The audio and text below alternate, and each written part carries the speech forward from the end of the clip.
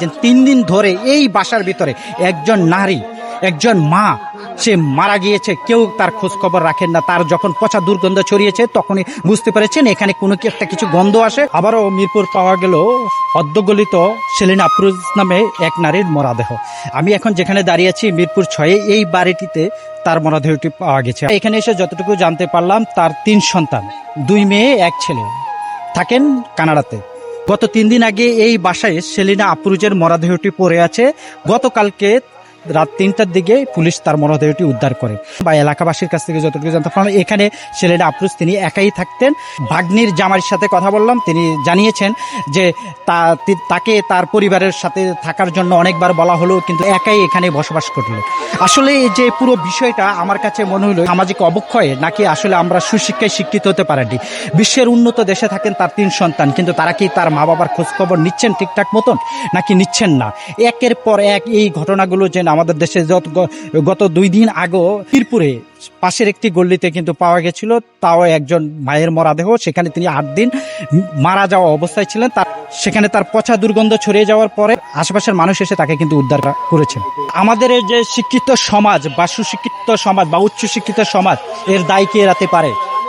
উন্নত দেশের সন্তানরা থাকলে তাদেরকে কি সঠিক মানুষ করতে পেরেছেন?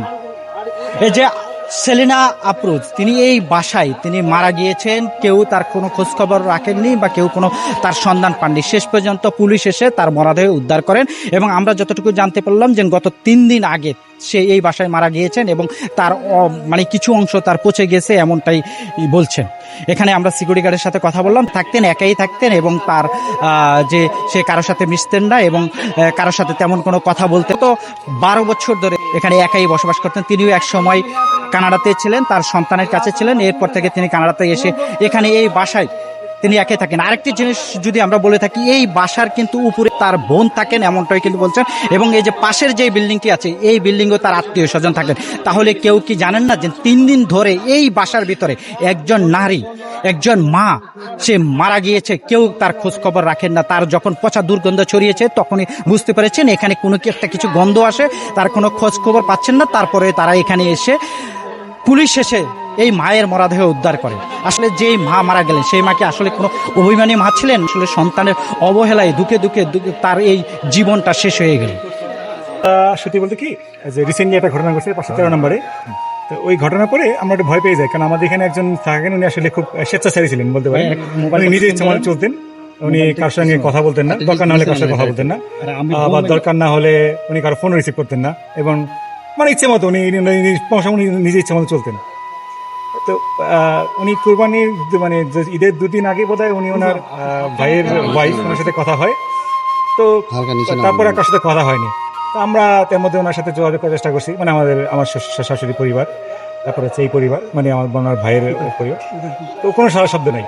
তো আমরা নানাভাবে তার মধ্যে যে কাউকে উঠিয়ে দেখাবো সে উপরে সানসেটে, সেই দেখার মধ্যে লোক পাচ্ছেন না, কারণ সবাই এখন মানে যারা মিস্ত্রিতে কাজ করে দেশে ঢাকার বাইরে।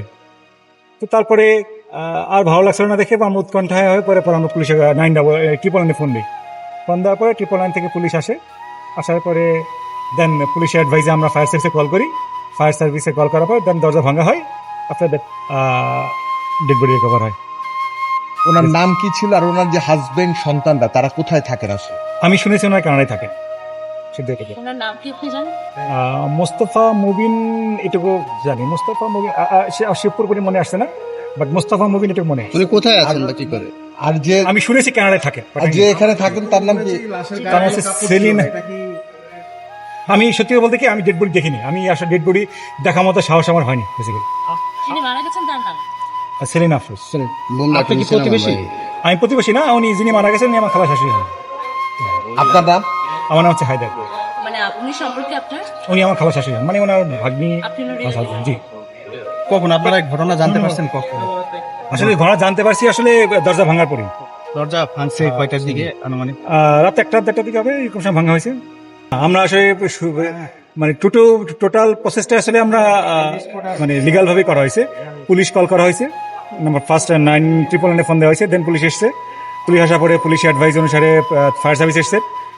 তারপরে দরজা ভাঙা হয়েছে। কতদিন আগে মারা এটা কি- গেছে এটা কি জানতে পেরেছেন? জি না, এটা আমরা বলে জানতে পারি। এটা কি কালকে রাতেই দরজা ভেঙে উদ্ধার করছে না? কালকে 2 তারিখ দিবাগত রাতে আর কি ছিল। হ্যাঁ আচ্ছা। দিবাগত রাতে। যেটুকু জানি সেটা হচ্ছে ওনার 2 মেয়ে 1 ছেলে। কানাডা থাকে শুধু এটুকু আমিও জানি। এখন ওনারা কানাডা কোন অবস্থা থাকে না থাকে সেটা আমি জানি না, বলতে পারবো না।